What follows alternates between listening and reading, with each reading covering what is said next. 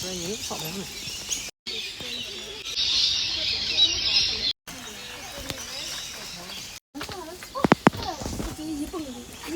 是要吃饭了，厉害的，爬树大王，你爬到树后头的还。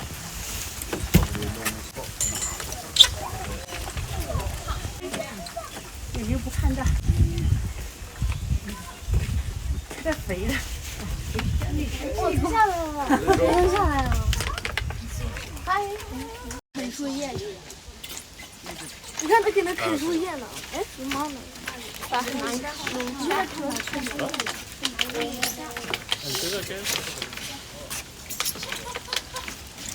这咋那么胖哎？The koala sanctuary now. It's raining. I've seen lots of koalas.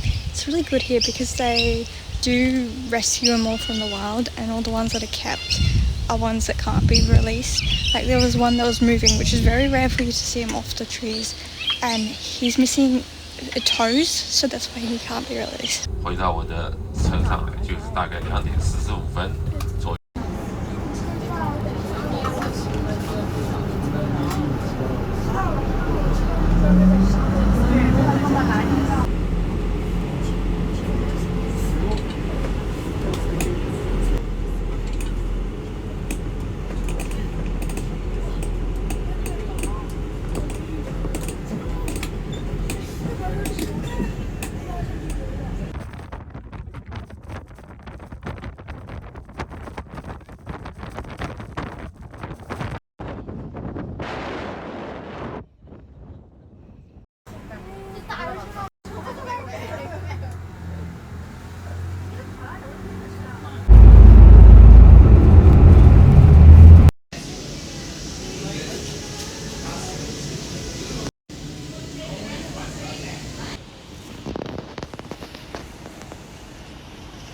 I'm back at the hotel now. Today was really good. I've showered because I had so much sand on me from the sand dunes. It was really fun. It started raining again in the afternoon, so we didn't stay at the sand dunes that long. We ended up going for like a 4-wheel drive. They call it 4-wheel drive, but I've been 4-wheel driving. It's not really 4-wheel driving, it's just over a couple of sand hills. It's still really fun, and seeing the beach where the beach meets the sand was really pretty, like complete desert into beach. And then seeing the koalas at the koala sanctuary was super cool. I've seen a lot of koalas. I've seen wild koalas before. I just love seeing stuff like that. They like rehome the koalas, not rehome, re-release them, and then if they can't release them, they keep them. And then this morning we saw dolphins on the dolphin cruise, which was good because they're not guaranteed, obviously, as they are wild animals. But seeing like whole pods of them was super cool, and apparently there were a few babies, which is really good for the population. And then after dinner tonight, I walked around the Opera House again. It's a nice walk there, a really nice walk. I enjoyed that walk. Benny the seal wasn't there tonight, unfortunately. I saw him the other day. I've been trying to catch him as much as I can, but I've only seen him once in the time I've been here. On the tour, I was talking to this lady. Well, we weren't really talking because she spoke Chinese. I speak English. I don't know Chinese. But, like, she was so sweet because, I don't know, I feel like it's something you learn to communicate even if you don't understand each other's languages. You still can communicate. She was so sweet. She was like, take a photo, like, wanted to take a photo of me on my phone. And then I took some photos for her as well, which is important because she was by herself as well. Because I feel like when you're traveling alone, it's really harder to get photos that aren't selfies. It was cooler today, which was nice, other than the rain. Well, I don't mind rain, but when you're doing stuff, it's like sand duning and stuff, it's kind of frustrating. I don't know what I have planned tomorrow. Tomorrow's the one day I don't have planned. I think I'm going to sleep in a bit. I mean, I have set alarm for 10 a.m, but that's still quite a sleep in. I have been waking up at like this morning I woke up at 4 a.m, and yesterday 7 a.m, the day before was like 6 a.m. So I'm really tired, and I'll probably wake up earlier because my body's now used to it, which is going to be bad when I go back to Perth because Perth is 3 hours behind Sydney. I do work a lot of night shifts with my job, so my sleep schedule is not the best anyway, but I don't usually wake up that early. I usually wake up like 11 a.m, not gonna lie. I like my sleep. I really love my sleep. I had a realization today, and it was like, me a few years ago wouldn't been so anxious. Like, I still have a bit of anxiety around it, but doing anything, especially by myself. And then the last few days, it's just been so, not easy, but like calming and relaxing and beautiful. And I'm just proud of myself for going that far and pushing myself out of my comfort zone. I don't know if any of you guys relate that, like, sometimes you want to do something but you don't because you're too anxious or you've got no one else to go with. I said go for it, do it, because some camera cut out, but sometimes you just have to do stuff by yourself because you're obviously with yourself 24/7, right? And sometimes people like your friends aren't always going to be there to do it with. It's like, why should you wait around waiting for someone to do it with you, because there might never be someone else. And also, it's like one of those things where you're like, for me, I'm only this age once. I may as well do all I can. I want to travel a lot more, but traveling outside the country alone would be way too scary. Like, that's still something I'm not quite ready for. Oh, something that surprises me every time I get to Sydney is like how advanced everything is, right?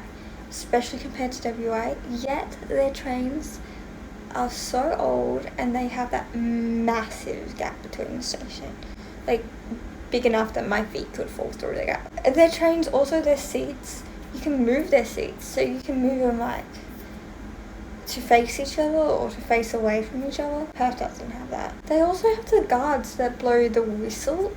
Well, I don't know why I went like that. Like, they blow whistles to conduct when the trains go and stuff like that. I don't know if anyone watching this has them where you're from, but in Perth, in WA, they don't have that. Also here, you can just tap on with your card, your credit card or debit card, whatever. As Perth, you have to buy a ticket or you have to buy like a smart rider. The only thing annoying with the credit card I've noticed is it will say it takes $1 out and then a week later it will take more out. So you don't really know exactly how much you're going to pay until a week later, which is a bit frustrating. So everything here charges more if you pay by card. Like, Perth has it to an extent, like a tiny bit, but Sydney is definitely way bigger. The population, definitely noticed, is way more crowded, but there's also a lot more tourists. I have been going to some touristy areas, like I've gone to some non-touristy areas, but I've also gone to some touristy areas, so that makes sense. Actually, the tour I went on the other day, everyone was super nice too. There was some Americans on there and Canadians. How do I say it? Like, Canadians. They were super sweet too, and I think it definitely makes a tour when there's nicer people on, because you get to talk to them, you get to know about them, and the tour guides were both really good. I did prefer the first tour I went on. This trip, the plane from Perth to Sydney was only 4 hours. It was meant to be like 4 hours 30 minutes, but it was closer to 4 hours 10 minutes. I think it has something to do with the wind. I don't know how that works, but the way over from Sydney to WA is meant to be 5 hours, 5.5 hours. I don't know how it goes slower from going there to faster. I'm not a plane scientist, but I assume it's to do with the wind. I haven't been on my phone that much the last few days, which I love. I definitely want to do more things that are not my phone. Like, obviously I'm filming on my phone, but I feel like that's not the same as actually being on your phone and just scrolling and scrolling. I love scrolling and I love watching my friends' videos. I have so many of my friends. It cuts out, my camera cuts out after. Once I get a proper camera, that won't be a problem. I'm still saving for a proper camera. But I have so many of my friends' videos to watch, and I'm excited to watch them when I get home because I just haven't had time. I do have a lot to do when I get home though, so it might take a while. I just love watching my friends' videos, and I love seeing them succeed, and I love seeing their like little bits of their lives, and I do like seeing other people's videos, but I definitely find that it's definitely healthier for me personally, mentally, when I'm out in nature and stuff, like I've been the last few days. I do like the city as well. I definitely prefer nature. I definitely prefer stuff like the waterfalls, dolphins, animals. Definitely prefer that. I do enjoy the city as well. And even like walking around the Opera House, it is very, very city, but there's still water and stuff, so it still feels very like outdoorsy. And I do enjoy cities, but I do find cities very, very crowded. Like, a lot of cities very crowded and very overwhelming, as nature is just so relaxing. And I can also see how people say that people came from the earth, because I can see a lot of similarities between the patterns that are on things like leaves and bark and humans' veins and skin and fingerprints and the water. And I feel I'm not spiritual or anything, but I do feel very connected to them. When I was a little girl, I really loved fairies. Right, I still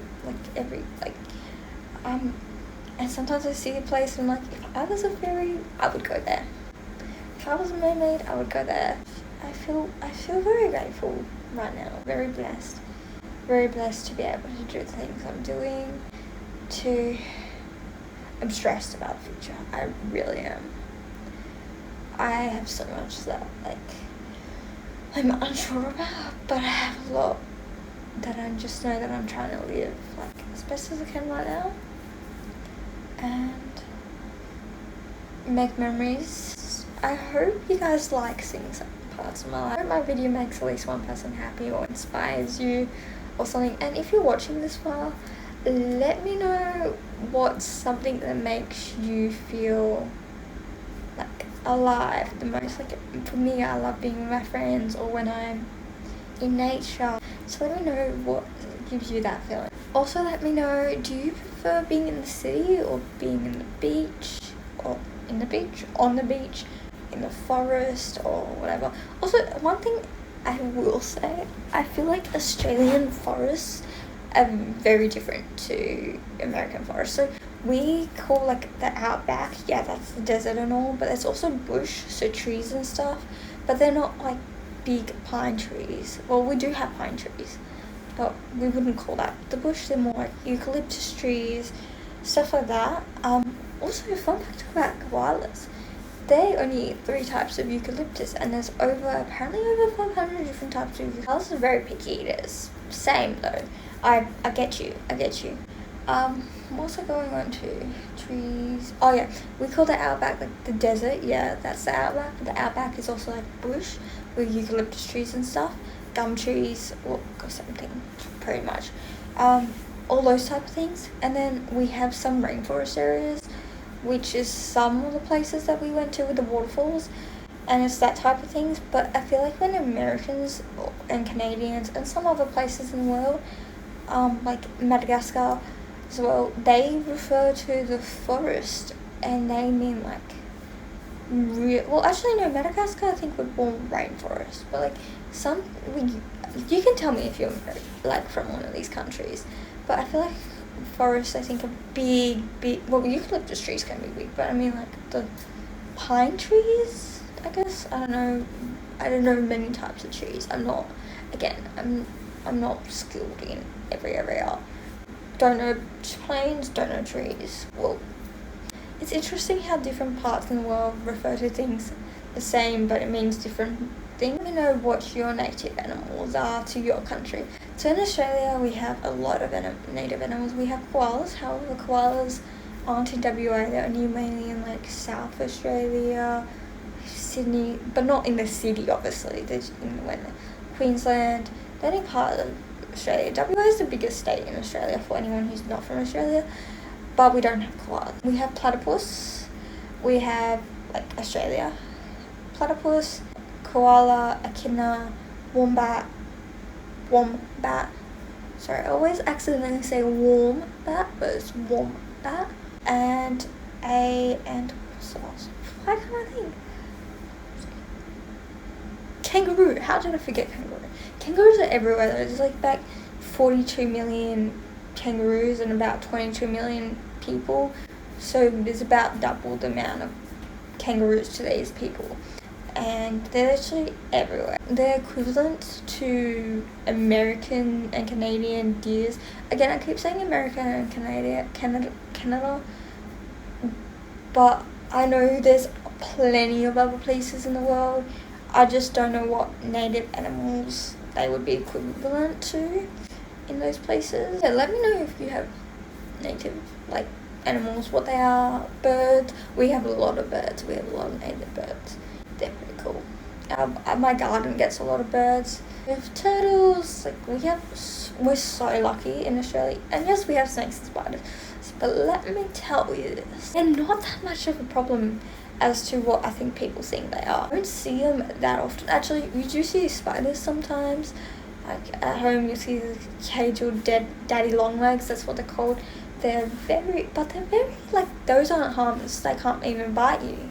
And then when you do, you just know, like the ones that you do see, you stay away from them, you spray them or you step on it. That's the thing, like some people in other countries, they'll full of have bears, wolves, cougars, like these tigers even, massive animals. And they're like, but you guys have snakes and you guys have spiders. I'm pretty sure I could outrun a snake and a spider. I don't think I could outrun a bear. And yes, we do have crocodiles, but they're not everywhere. They're like in this small section, and this is how big Australia is. They're in like this tiny bit. So I love hearing about other people's countries. I hope you guys like this video.